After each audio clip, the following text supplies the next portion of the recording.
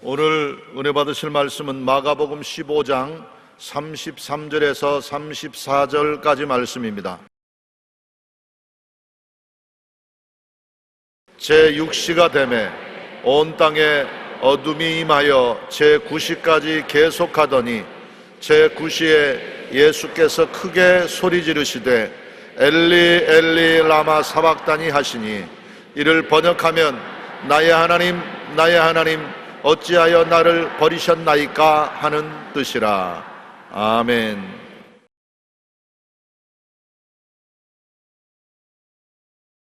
어찌하여 나를 버리셨나이까, 이 제목으로 은혜를 나누자 합니다.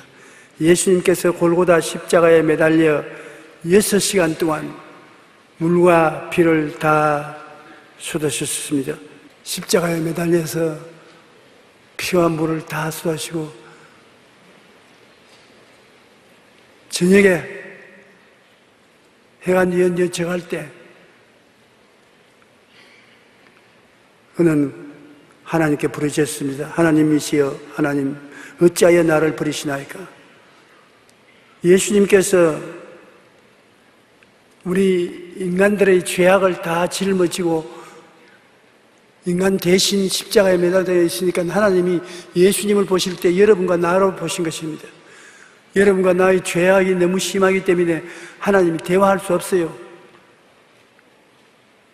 예수님이 우리 대신해서 십자가에 매달렸을 때 죄가 너무나 심각했기 때문에 하나님께서 고개를 돌려버렸습니다. 그리고 3년 반 동안 함께 자고 함께 일어나고 함께 먹고 함께 일한 제자들이 예수님이 십자가에 못 박힐 때 다 도망쳐 버렸습니다. 한 사람도 남아있는 사람이 없었습니다.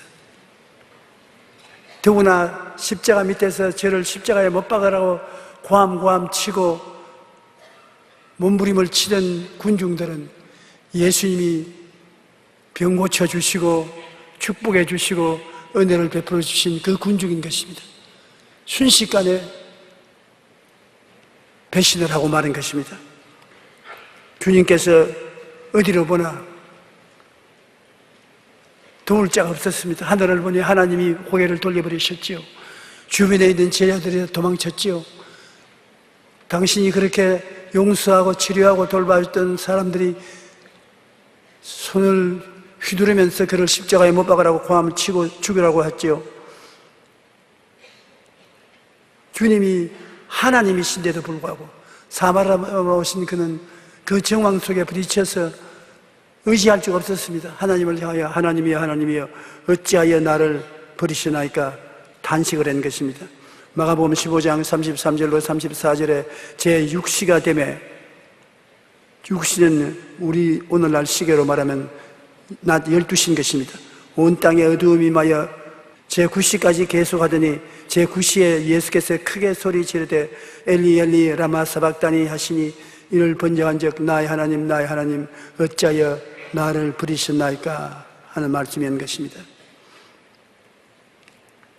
희망을 잃어버린 자에게는 삶은 아무 의미가 없습니다. 성경에 꿈이 없으면 백성이 방자에 행한다고 했는데 희망이 없으면 목적도 방향도 없이 허랑방탕하게 살아가지 않거나 그러지 않으면 죽어버린 것입니다. 죄를 짓고 그 죄를 해결할 수 없는 양심의 고통과 괴로움이 극에 달했을 때 어떻게 하는 것입니까?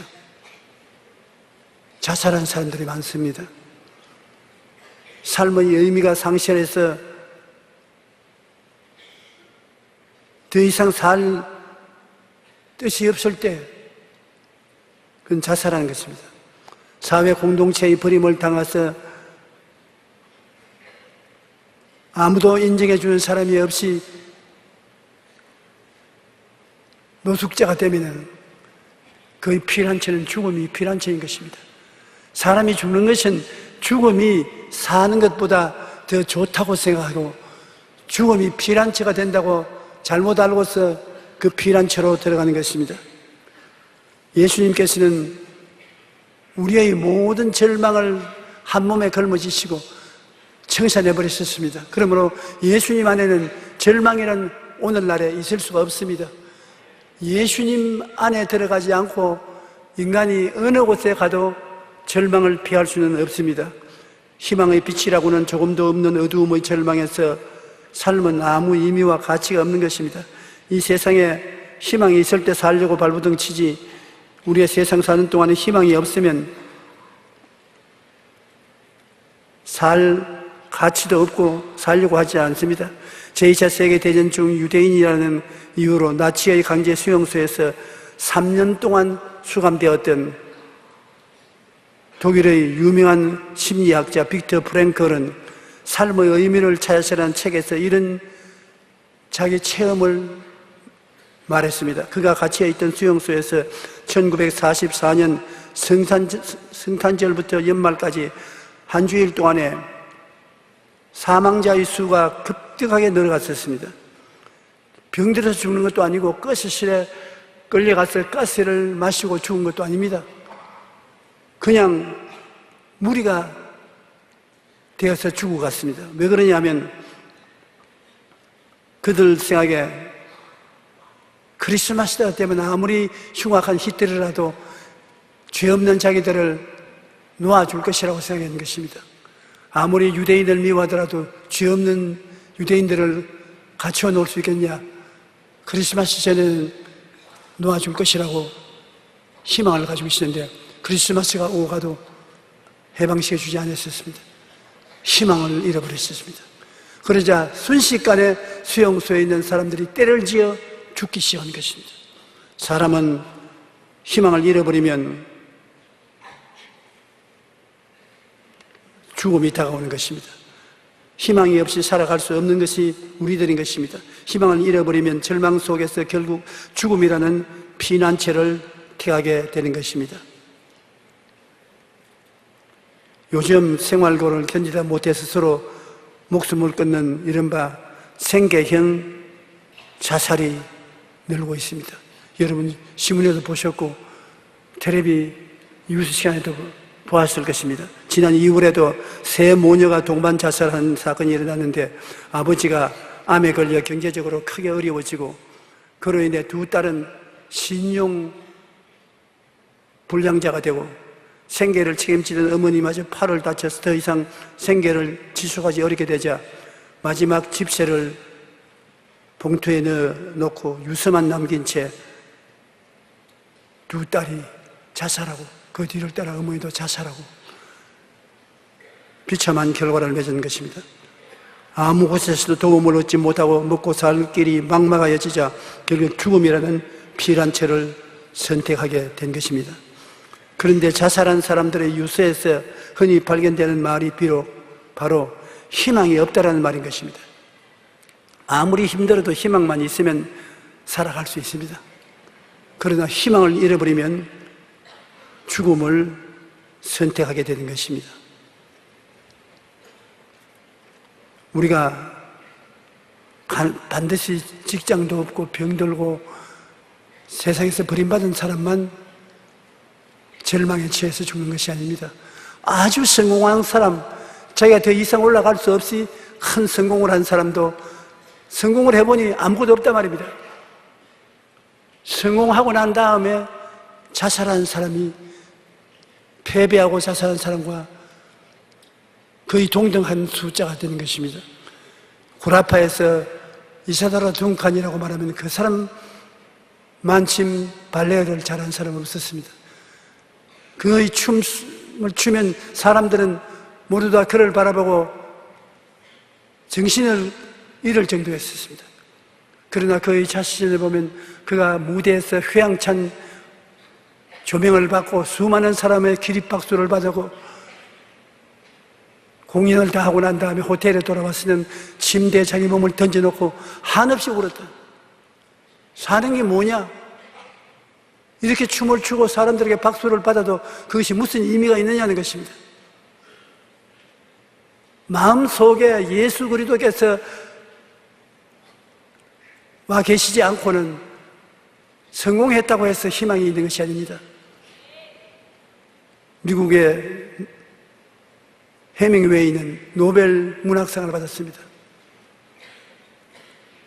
그런데 왜 헤밍웨이가 노벨상까지 받았으면 그렇게 기뻐하고 영광스럽고 좋아야 할 것인데 자살했습니다. 사냥창으로 그 머리에 대고 방아쇠를 당기기 전에 그가 유서를 남겼습니다. 나는 전기의 흐름이 끝이고 필라멘트가 끊어지고 텅 빈 전구같이 너무 인생이 허무해서 살 수가 없다. 꽝 자살하고 마는 것입니다. 톨스토이라는 소련에 나온 위대한 소설가였습니다.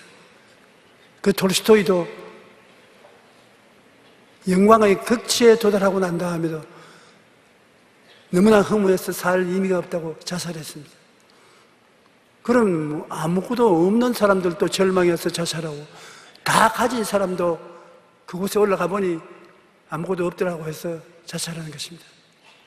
사람들은 죄를 숨길 수 없고 양심의 가책이 극에 달해도 자살하고 인생에 의미가 없다고 생각할 때도 자살하고 죽음의 공포에 몰라칠 때도 자살하는 것입니다. 성경에 희망의 횃불을 비추시던 이스라엘의 위대한 선지자 엘리야도 보통 때 자살한 것이 아닙니다. 그가 대적을 하고 있던 원수의 선지자들과 싸워서 이기고 난 다음에 극도의 영광 속에 있어야 될 사람이 그곳에서 자살하려고 한 것입니다. 과로에서 고독함을 느낀 엘리야는 이세벨의 협박에 좌절했습니다. 이세벨은 이스라엘 왕의 이방 여자였습니다. 그가 시집 올 때 이방 신을 가져오고 이방 선지자들을 데리고 왔는데 그들 때문에 이스라엘이 전부 이방 신을 섬기고 타락했을 때 엘리야 한 사람이 야훼의 선지자로서 그들을 대결해 싸운 것입니다. 열왕기상 19장 2절로 4절에 보면 이세벨이 사신을 엘리야에게 보내어 이르되 내가 내일 이맘때에는 반드시 내 생명을 저 사람들 중 한 사람의 생명과 같게 하리라. 그렇게 하지 아니하면 신들이 내게 벌 위에 벌을 내림이 마땅하니라. 엘리야가 이세벨이 데려온 이방인 바알신 선지자 400명, 아세라신 선지자 450명을 다 죽였습니다. 그러니까 복수를 그 이튿날은 꼭 하겠다고 이세벨이 연락을 했습니다. 그가 이 형편을 보고 일어나 자기의 생명을 위해 도망하여 유다에서 간 브엘세바에 이르러 자기의 사환을 그곳에 머물게 하고 자기 자신은 광야로 들어가 하룻길쯤 가서 한 로뎀 나무 아래 앉아서 자기가 죽기를 원하여 이르되 야훼여 넉넉하오니 지금 내 생명을 거두어 주시옵소서. 나는 내 조상들보다 낫지 못하나이다. 이스라엘에서 엘리야라면 모르는 사람이 없을 정도로 위대한 하나님의 종이요, 그가 기도하면 3년 6개월 동안 비가 오던 하늘에 먹장 구름이 덮고 비를 내리는 그 엘리야, 하나님이 살아계셔서 그를 통해서 역사하는 것이 뚜렷했는데 그가 바알신과 아세라신 섬기던 사람과 어느 신이 참신인지 갈멜산에서 경쟁하고 그가 기도하니까 하늘에서 불이 내리므로 불이 내린 신이 참신이라는 것을 인정받고 그들을 잡아서 기드론 시내가에 내려가서 다 목을 쳐 죽이고 시내로 들어와서 쉬는데 이세벨의 협박 공갈의 전달을 받고 그렇게 낙심할 수가 없습니다. 그런 위대한 사람도 공격을 당하면 낙심하는데 여러분이나 내가 시련을 겪어서 낙심하는 것은 어린애 장난입니다.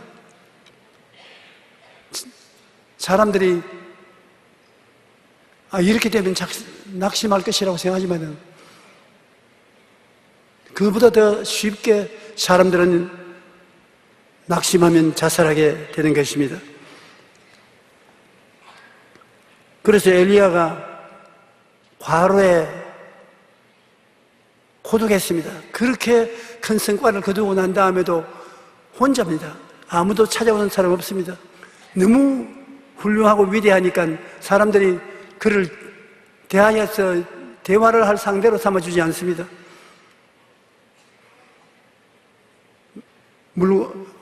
고독함을 감당하지 못해서 도망을 쳐서 죽기를 원했으나 그가 잠을 자고 있는데 하나님께서 천사를 보내서 물과 떡을 먹이고 마시고 어루만져 주어서 하나님이 그래도 안 버리고 있다는 것을 보여줌으로 말미암아 소망을 회복시켜 주는 것입니다. 절망하는 사람에게는 사랑과 행복을 나누어 줘야 되는 것입니다. 여러분에게는 별 어려운 일이 아닌 것 같아도 절망한 사람에게는 조그마한 소망, 사랑, 이것이 절실히 필요한 것입니다. 적은 위로의 말, 따뜻한 손길 하나가 새로운 용기와 희망을 주는 것입니다. 열왕기상 19장 5절로 8절에 보면은 로뎀나무 아래 누워 자더니 천사가 그를 어루만지며 그에게 이르되 일어나 먹으라 하신지라. 본즉 머리맡에 숯불에 구운 떡과 한 병 물이 있더라. 이에 먹고 마시고 다시 누웠습니다. 낙심해서 보통 일어날 힘이 없는 것입니다. 다시 누웠더니 야훼의 천사가 또다시 와서 어루만지며 이르되 일어나 먹으라. 내가 갈 길을 다 가지 못할까 하노라 하는지라. 이에 일어나 먹고 마시고 그 음식물의 힘을 의지하여 40주 40야를 가서 하나님의 산 호렙에 이르니라. 조그마한 위로 말을 한다고 당장 일어나지 못하니까 하나님이 천사를 두 번째 보내어서 또 마시고 또 먹게 하시고 그 다음 또 잠재우는 사람을 깨워 일으켜서 어루만져주고 이래서 용기와 힘을 주신 것입니다. 이 세상에서 답답하고 고난에 처한 사람들을 가서 위로하고 돌봐주는 일은 참으로 위대한 일인 것입니다. 왜냐하면 희망을 주기 때문인 것입니다. 절망한 사람에게 위로의 말과 따뜻한 손길이 희망을 주기 때문인 것입니다. 희망에는 힘이 있습니다. 더 좋은 일이 있을 것이라고 기대하는 것, 삶을 긍정적으로 바라보는 것만으로 변화를 가져오기 때문인 것입니다. 캘리포니아 어빈 대학의 루이스 코트샤크 교수는 말기암 환자를 대상으로 조사한 결과 희망을 품고 미래를 긍정적으로 보고 있는 암 환자들은 쉽게 낫기도 하겠거니와 생명이 오래 갔는데, 암이 걸렸는데 희망을 품지 못하고 미래를 긍정적으로 못 보고 우울한 마음을 갖고 있는 환자들은 정신적으로 낙심해서 곧장 죽었다는 것입니다. 도대체 희망이 무엇이기에 질병을 치료할 수 있을까? 이런 질문을 가지고 고민하고 연구했는데 그 해답은 바로 뇌 속에 있다는 것입니다. 하버드 의과대학의 스리니바산 필레이 교수는 두려움, 행복을 방해하는 뇌의 나쁜 습관이라는 책에서 이렇게 말했습니다. 우리가 희망을 품으면 뇌는 희망에 맞는 길을 준비합니다. 그러나 우리 뇌는 어떤 것이 가능하다고 믿으면 희망이 없을 때와 달리 희망이 있는 길로 우리 몸을 다스려 준다는 것입니다. 하나님이 직접 안 다스려 주시도 우리 자신의 뇌가 내가 희망이 있다고 마음에 긍정적이고 적극적인 태도를 취하면 온 몸의 기관을 죽을 준비를 하지 않고 희망이 있는 기관이 되도록 뇌가 다스려 준다는 것입니다. 그러면 우리는 언제나 긍정적이고 희망찬 생각을 가득하십시오. 그러면 여러분의 뇌가 희망의 길로 갈 수 있도록 모든 삶을 이끌어 주신다는 것입니다. 예수님께서 이 세상에 오신 것은 아담과 하와 이후로 절망에 처한 우리들에게 희망을 주시기 위해서 오신 것입니다. 예수님의 복음 사명이란 우리에게 율법을 주려고 온 것도 아니고 성자를 만들려고 오신 것도 아니고 좌절하고 절망한 우리들에게 희망을 주시기 위해서 오신 것입니다.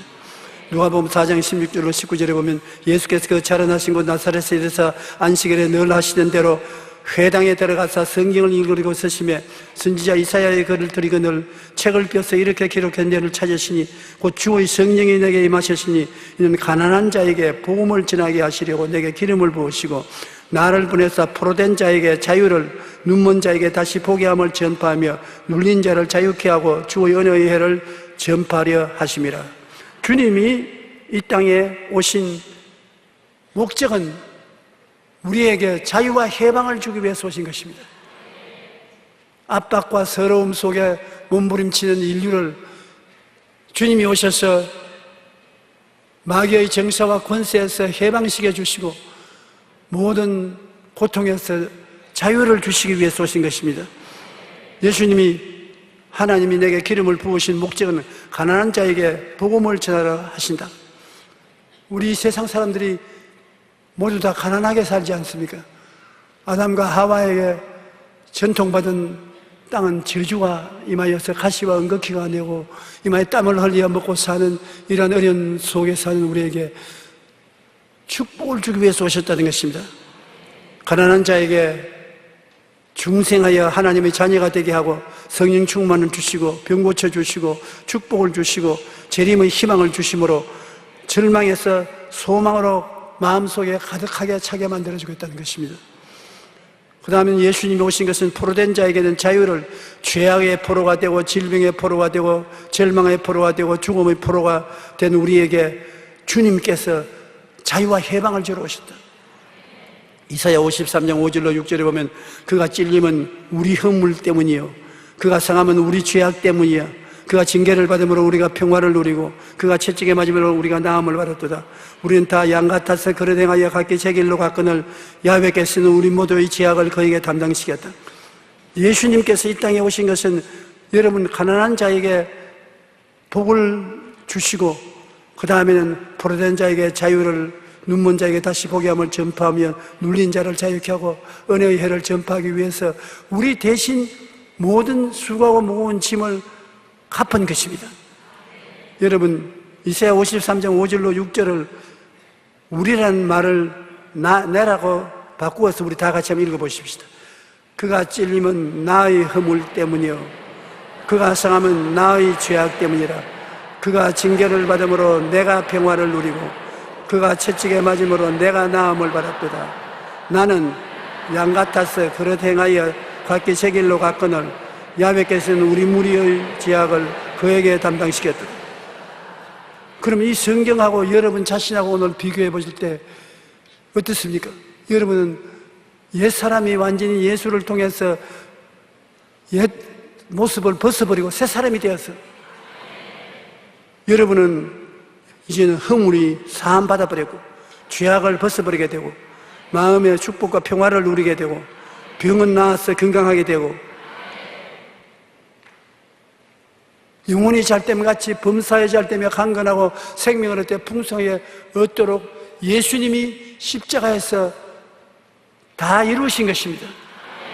그러므로 여러분 자신을 온전하게 알아야 돼요. 여러분 자신을 생각할 때 죄짓고 불의하고 추악하고 버림받아야 마땅하고 무능력하고 아무것도 없는 빈손된 인간이라고 생각했다면 그것은 마귀의 말을 착실하게 들은 사람인 것입니다. 마귀가 여러분에게 와서 자꾸 그렇다고 말합니다. 그런데 예수님이 말한 것을 보면 여러분 어떻습니까? 완전히 자유와 해방입니다. 죄에서 자유를, 허물에서 노연함을, 질병에서 치료를, 저주에서 축복을, 죽음에서 천당을 주님이 주셨으니 여러분은 새 사람이 된 것입니다. 변화된 자기의 셀프 이미지를 가지시기 바랍니다. 자신을 바라볼 때 이 변화된 모습으로 바라봐야 되는 것은 예수님이 십자가에서 여러분을 위하여 그 모든 마귀가 갖다 준 것을 청산해버린 것입니다. 그리스도의 복음에는 자유와 해방이 따른 것입니다. 이는 그리스도 예수 안에 있는 생명의 성령의 법이 죄와 상을 범해서 너를 해방하였습니다. 여러분은 자유와 해방을 누리고 살아야 되기 때문에 여러분 자신이 누군지를 항상 뚜렷이 바라보고 그것에 반대되는 것은 대적에서 물리쳐버려야 되는 것입니다.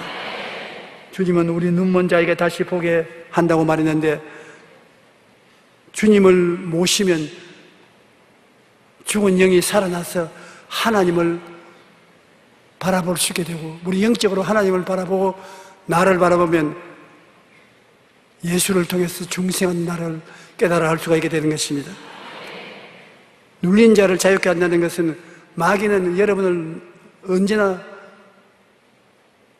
붙어 다니면서 회방을 하다가 여러분을 올라타서 누르고 좌절과 절망과 우울증에 떨어지게 만드는 것입니다. 그런데 사람들이 마귀에게 눌리면 스트레스를 받아서 온갖 병이 다 생기는 것입니다. 우리 병은 거의 100%가 마귀의 누름을 당해서 스트레스를 받아서 병이 되는 것입니다. 그런데 주님이 오시면 이 마귀의 스트레스에서 해방시켜주기 위해서 왔다는 것입니다. 주님께서 제 아들에게 말씀하기를 내가 너에게 배암과 정갈을 밟으며 원수의 모든 능력을 제어할 권세를 주었으니 너희를 해할 자가 결단코 없으리라고 말하는 것입니다. 이런 것을 알아야 돼요. 여러분은 마귀를 내어 쫓을 수 있는 능력을 가지고 있는 것입니다. 그러면 마귀에게 억압을 당할 때 그대로 참아서는 안 돼요. 내가 쫓아야 돼요. 하나님이 주신 것을 우리가 사용하지 않으면 소용이 없게 되는 것입니다. 사도행전 10장 38절에 하나님이 나사렛 예수에게 성령과 능력을 기름 붓듯 하셨으며 그가 두루 다니시며 선한 일을 행하시고 마귀에게 눌린 모든 자를 고치셨으니 이는 하나님이 함께 계시며 마귀가 와서 스트레스를 염려, 근심, 불안, 초조, 절망으로 스트레스를 주어서 병을 떨게 하는데 마귀에 눌린 모든 자를 주님은 와서 고치시는 것입니다. 요한일서 3장 8절에 죄를 짓는 자는 마귀에게 속하나니 마귀는 처음부터 범죄함이라 하나님의 아들이 나타나신 것은 마귀의 일을 멸하려 하십니다. 그러므로 마귀가 아무리 와도 예수님이 우리 속에 계시면 예수님께서 마귀를 쫓을 능력을 주시고 힘을 주심으로 우리는 자유와 해방을 누릴 수가 있는 것입니다. 주님의 은혜의 해라는 것은 우리가 오늘날 사는 것은 율법의 시대에 살지 않고 은혜 시대에 삽니다. 예수님께서 우리의 죄와 불의, 추악과 저주, 절망과 죽음을 대신 짊어지고 다 이루었었습니다. 이제 여러분과 내가 구원받기 위해서 할 일이 없습니다. 성경 창세기에 주님께서 6일 만에 만물을 다 이루시고 1일 만에 쉬셨다고 했는데 예수님께서 오셔서 우리 인생을 구원할 일을 혼자서 다 하시고 난 다음에 이제 주님은 지금 보좌에서 쉬고 계십니다. 우리가 예수님께 나와서 물어보십시다. 주님, 구원받기 위해서 뭘 해야 됩니까? 금식을 더 할까요? 더 고행을 많이 할까요? 착한 일을 많이 할까요? 주님, 더 무엇을 할까요? 주님이 할 일 없다, 할 것 없다. 그럼 뭘 할까요? 믿고 쉬어라. 내가 다 이루어 놓았으므로 너희는 은혜로 구원받은 것이다. 은혜라는 것은 공짜를 받은 것입니다. 주님, 어떻게 천당까지 가는데 공짜로 가는 것인가? 너는 공짜지만 내게는 공짜가 아니었다. 나는 너희 죄, 불의, 추악, 저주를 짊어지고 칼보리산 십자가에 매달려 무려 6시간 동안 물과 피를 다 쏟고 온갖 절망을 다 청산한 것이다. 예수님께서 그 무서운 십자가의 고통을 당해서 우리의 대가를 다 지불해 놓고 난 다음에 우리에게 은혜를 베풀어 주신 것입니다. 여러분은 은혜를 받은 사람인 것입니다. 믿기만 하면 구원받아요. 죄를 짓고 불의하고 추하고 버림받아야 마땅한 우리들이 죄지은 그대로, 못난 그대로, 빈손든 그대로 주를 바라보고 주님을 내 구주로 모시고 믿기만 하면 모든 일생의 죄가 다 없애버린 것입니다. 하나님이 죄를 지어버린 것입니다. 누구든지 저를 믿으면 멸망하지 않고 영생을 얻으리라. 종교가 우리 인생들에게 선한 일을 하고 살아라고 가르치는 것입니다. 어느 종교가 이 세계에서 도둑질하고 살인하고 방탕하라고 가르치지 않습니다. 다 좋은 일을 하고 그 대가로 구원을 받으라 하는데 좋은 일을 얼마나 해야 되는 것입니까? 여러분, 얼마나 좋은 일을 해야 여러분 구원을 베풀겠습니까? 여러분, 좋은 일이 대가가 되어서 지불하고 하늘나라에 갈 수 있겠습니까? 이 가운데 좋은 일을 해서 인정받아 천당 갈 사람 한 사람도 없습니다. 우리가 천당 가는 것은 예수님이 좋은 일을 해 주시기 때문에 천당 가는 것입니다. 예수 이외에는 구원받을 도리가 없는 것입니다. 예수 이외에는 우리에게 더 큰 희망을 주실 분이 없는 것입니다. 그러므로 이 질그릇에 보배인 예수를 모시고 있어야 사방을 우겨쌈을 당해도 쌓이지 아니하고 답답한 일을 당해도 낙심하지 아니하고 핍박을 받아도 버림받지 아니하고 거꾸로 때림을 당해도 망하지 않습니다. 성공했다고 그 마음속에 희망이 넘쳐나요? 아닙니다. 패배해도 희망이 없고 성공해도 인간에게는 희망이 없습니다. 예수님 밖에 우리에게 희망이 될 수 없습니다. 그러므로 우리는 예수 그리스도를 마음속에 깊이 모시고 나가야 되는 것입니다. 이사야 61장 2절로 3절에 보면 야훼의 은혜의 해와 우리 하나님의 보복의 날을 선포하여 모든 슬픈 자를 위로하되, 오늘 예수님이 오신 것은 우리 모든 슬픈 자를 위로하되 무릇 시온에서 슬퍼하는 자에게 화관을 주어 그 죄를 대신하며 기쁨의 기름으로 그 슬픔을 대신하며 찬송의 옷으로 그 근심을 대신하시고 그들이 여여의 나무 곧 야훼께서 심으신 영광을 나타낼 자라 일컬음을 받게 하리 하심이라. 얼마나 좋은 하나님이신 것입니까? 에베소 2장 8절에 너희는 그 은혜에 의하여 믿음으로 말미암아 구원을 받았으니 이것은 너희에게서 난 것이 아니요 하나님의 선물이라. 여러분의 구원은 선물로 주신 것이므로 믿음으로 선물로 구원을 받고 주님 오시기를 기다리는 여러분 되시기를 주님 이름으로 축원합니다. 희망이 있어야 이 세상에 모든 일이 이루어지는 것입니다. 마르틴 루터 킹 목사님은 이렇게 말했습니다. 이 세상을 움직이는 것은 희망이다. 수확할 희망이 없다면 농부가 씨를 뿌리지 아니할 것이요, 이익을 얻을 수 있다는 희망이 없으면 장사꾼이 장사를 하지 아니할 것입니다. 희망이 없다면 이 세상은 더 이상 움직이지 않습니다. 몸은 심장이 중시하면 죽습니다. 영혼은 희망을 잃어버리면 죽는 것입니다. 우리에게 참 소망을 주시는 분이 누구십니까? 예수님이신 것입니다. 마귀는 인간에게 어찌하든지 절망을 주려고 하는 것입니다. 희망을 잃어버리고 절망을 갖다 주려고 하는데 예수님은 인간에게 어찌하든지 희망을 주기를 원하시는 것입니다. 여러분이 못났고 사람들에게 버림받았더라도 주님은 희망을 주시기를 원하시는 것입니다. 우리가 전하는 복음은 희망의 말씀인 것입니다.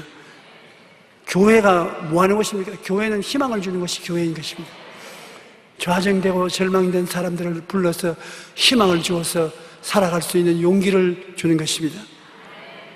요한복음 9장에 보면 예수님께서 앞을 보지 못하는 사람을 고치시는 이야기가 나옵니다. 그는 태에서 날 때부터 앞을 보지 못한 채 살았지만 예수님을 만남으로 육신의 눈을 뜨고 영적인 눈조차 밝아져서 육신으로 고침받고 영적으로 구원을 받을 수 있게 된 것입니다.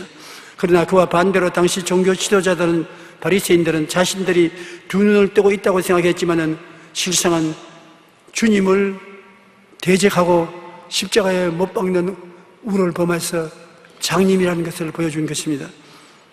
예수님을 만나야 눈을 뜨는 것입니다. 왜냐하면 영이 살아나야 눈을 뜨지 죽은 사람이 아무것도 못 보잖아요. 예수님은 우리 영을 살리심으로 우리 영이 죽은 자에서 살아나면 예수님을 보고 구원을 받게 되고 자기가 죄에서 벗어날 수 있게 되는 것입니다. 평생 보지도 듣지도 못했던 헬렌 켈러 여사는 기자들이 물었습니다. 당신 불행하다고 생각하지 않습니까?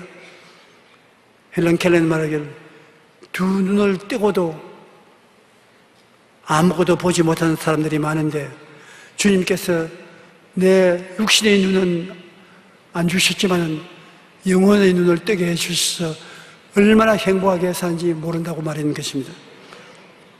환희 크로스피 여사도 육신의 눈으로 앞을 보지 못했지만 영적인 눈을 날마다 주님을 바라보며 하루하루 기쁜 삶을 살았고 세상을 떠날 때까지 하나님을 찬미하는 시를 8,000편이나 기록했던 것입니다. 그러므로 주님을 만난 사람이 참으로 눈을 뜬 사람인 것입니다. 세상에 주를 모르는 사람은 눈 뜨고 있어도 어디서 와서 왜 살며 어디로 가는지 모르지 않습니까? 눈 뜨고 있으면서도 천당을 못 가고 지옥으로 스스로 찾아가지 않습니까? 예수 믿어서 주님이 우리에게 깨닫게 해주신 것입니다. 깨달음이 눈 뜬 것입니다. 깨닫고 우리는 천국을 가게 되는 것입니다. 마귀는 우리가 하나님께 맡기는 것을 방해합니다. 맡기면 편안할 것인데 마귀는 여기 왔어요. 하나님께 맡기지 마라. 무엇 때문에 하나님이 너희 짐을 져주시느냐? 무엇 때문에? 내 집은 네가 지어야지. 하나님은 안 도와주신다. 그래서 마귀의 방해를 하면 사람들은 자기의 짐을 짊어지고 밤잠을 자지 못하고 번민하고 고통하며 발버둥 치는 것입니다. 그러나 주님은 마귀에게 눌린 자를 자유롭게 해주시기 위해서 짐을 대신 짊어주겠다고 어깨를 자꾸 내미는 것입니다. 여러분, 제가 어릴 때 경상남도 울주군 산남면 교동리 31번지 그 시골 골짜기에서 살 때는 지금과 너무나 달랐습니다. 우리는 자동차를 구경을 못했습니다. 학교에 가서 공부를 하는데 바깥에서 자동차 소리가 왕 나면 트럭이나 낡은 버스가 한 대 지나가면 선생님과 우리가 전부 다 뛰어나가서 공부 안 하고 그 차 구경한다고 정신이 빠졌습니다. 참 원시 시대에 살았습니다. 그러고 버스가 지나가면서 연기를 품고 지나가면 가솔린 냄새가 그렇게 향기로울 수가 없어요. 그 가솔린 냄새 만다고 참 다르요. 그런데 그때 사람들이 다른 데 여행을 하려면 기차를 타거나 버스를 타는데 기차역에서나 버스역에 내려오면 지게꾼들이 줄을 쫙 서 있어요. 직업도 없고 먹고 살 길이 없는 그 시대에 지게 하나 가지고서 삽니다. 그러면 짐 가지고 내려온 손님들 앞에서 짐을 서로 지려고 아주 경쟁을 합니다. 그래서 짐을 주면은 어깨에 걸머지고 집까지 잘 날라주는 것입니다. 요새는 그런 징구는 없지 않습니까? 옛날에는 버스 정류소나 기차 정거장에 가면 그러한 짐을 짊는 일꾼들이 많습니다. 그런데 요새 외람된 생각이 자꾸 내 생겨요. 성경을 읽으면 주님이 그 짐꾼처럼 짐 내게 줘. 내게 줘. 네가 지지 말. 내게 줘. 사정을 한단 말입니다. 주님이. 수고하고 무거운 짐진 자들아 다 내게로 오라. 내게로 오너라. 괜히 네가 애쓰지 말고 내게로 오너라. 그래서 주님이 반강제적으로 짐을 빼앗아서 당신 어깨 위에 걸머지고 우리 집까지 쳐다 주는 것입니다. 여러분, 그런 경우는 우리 주님께서 내 짐을 내게 맡겨라.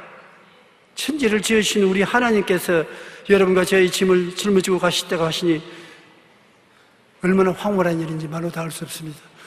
오늘 무슨 짐이 있습니까? 맡기십시오. 하나님의 말씀은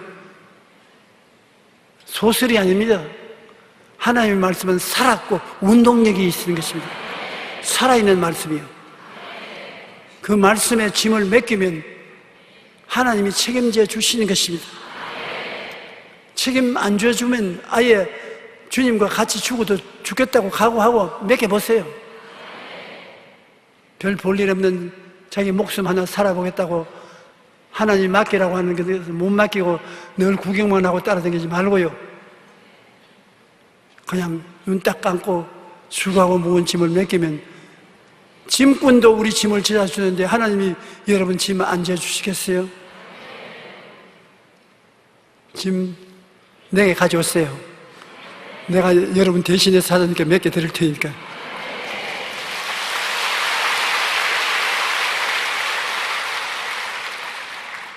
주님께서는 마지막 끝까지라도 여러분에게 희망을 주어서 살리려고 하는 것입니다. 이 세상에 태어났으니 주님께서 이 세상에서 영원히 잘 되고 범사에 잘 되며 강건하게 살다가 천당 올라오라는 것입니다. 천당은 이루 말할 수 없이 좋은 곳이요. 지금 걱정할 필요 없습니다. 우리가 믿고 발버둥 치는 것은 이 땅에 사는 이 생명조차도 주님이 희망을 가지고 사람답게 살다가 올라오라는 것입니다. 이 땅의 희망을 저버리면 안 되는 것입니다. 천당에 가서 잘 사는 건 물을 필요 없어요. 나는 여러분에게 안 물어봐줘도 자랑할 수 있는 것은 천당에 우리 집 굉장히 좋습니다. 오시면 놀러 오십시오.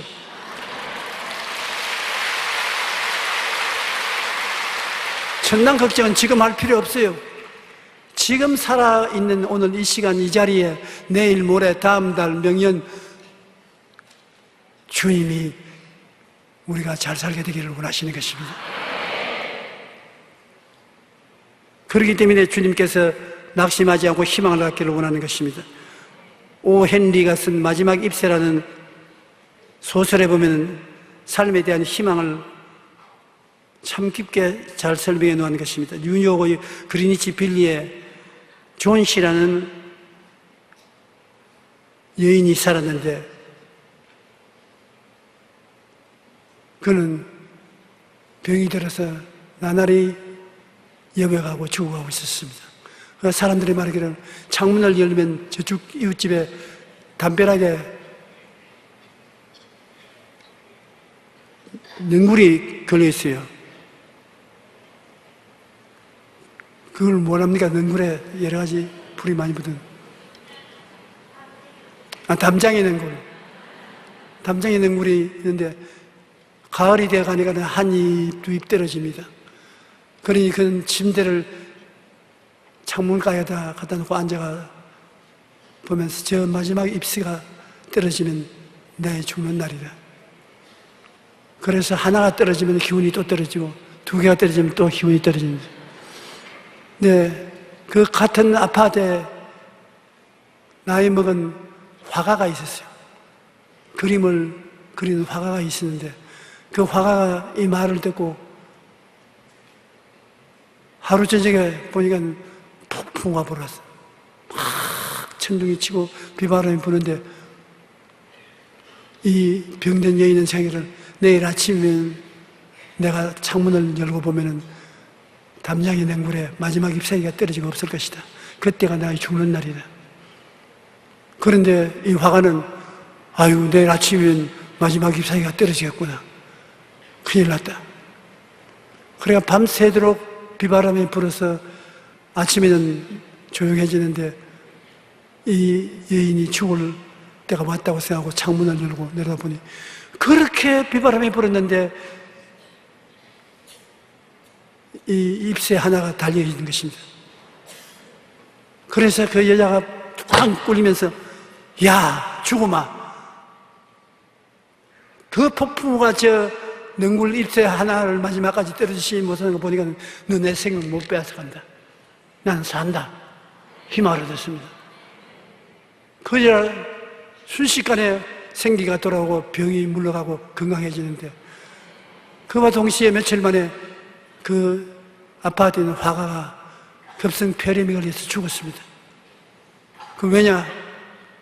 거의 벗어놓은 옷이 흙에 묻어있고 물에 젖어 있었습니다. 밤새도록 밖에 나가서 마지막 잎새를 그리는 것입니다. 그래서 묶어서 바람에 안 날아가도록 그런 동안에 폐렴이 걸려서 죽었습니다.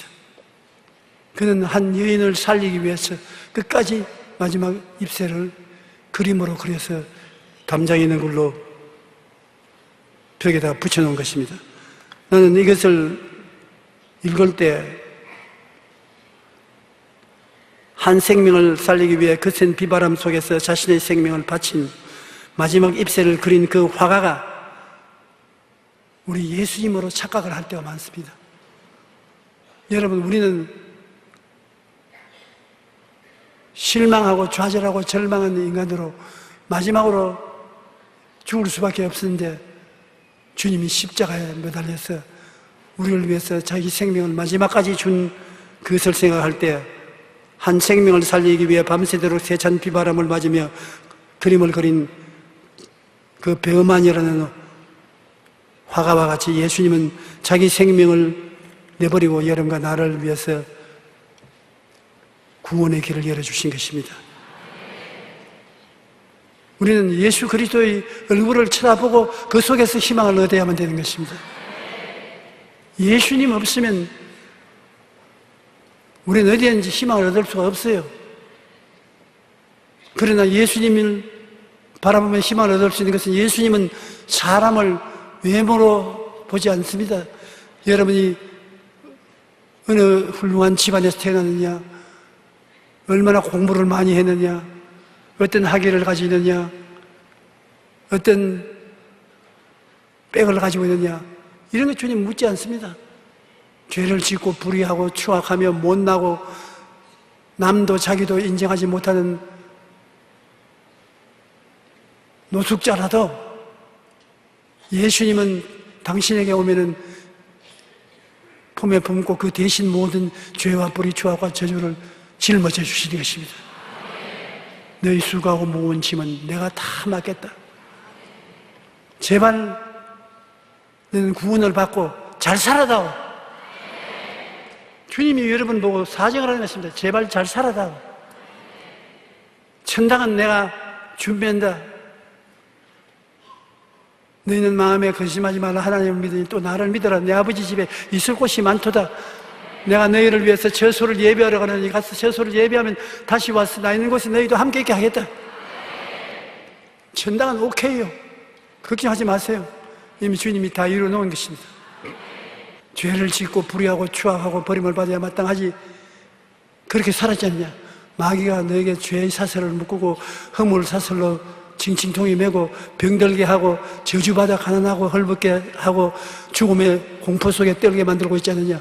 그곳에서 벗어나서 영혼이 잘 되고 범사에 잘 되며 강건하고 생명을 얻되 풍성하게 얻고 머리가 되고 꼴이 되지 않고 위에 꽈리 내려가지 아니하고 남에게 꾸어줄 짓을 꾸지 않는 삶을 살아라. 그렇게 살아다오. 주님 어떻게 그렇게 삽니까? 십자가에서 내가 다 이루었다는 말 귀에 들리지 않냐. 내가 다 이뤄놓았으니까 이제는 믿음으로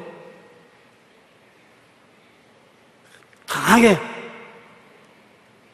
나는 그런 사람이 되었다고 꿈을 꾸고, 다른 꿈 꾸지 말고 나는 주님으로 말미암아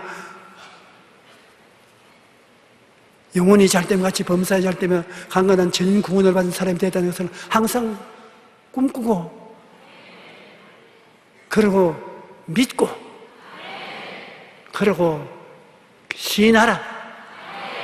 너는 복받은 사람이다. 용서받은 사람이다. 축복받은 사람이다. 너는 건강한 사람이다. 너는 잘 된다. 그렇게 말하고 기도하고 찬송을 부르고 나가면 이 땅에 사는 동안에 주님을 기쁘시게 하도록 하는 것입니다. 주님께서는 성경에 말하기를 너희는 항상 모든 일에 모든 것이 넉넉하여 모든 착한 일을 넘치게 하려 함이라고 말한 것입니다.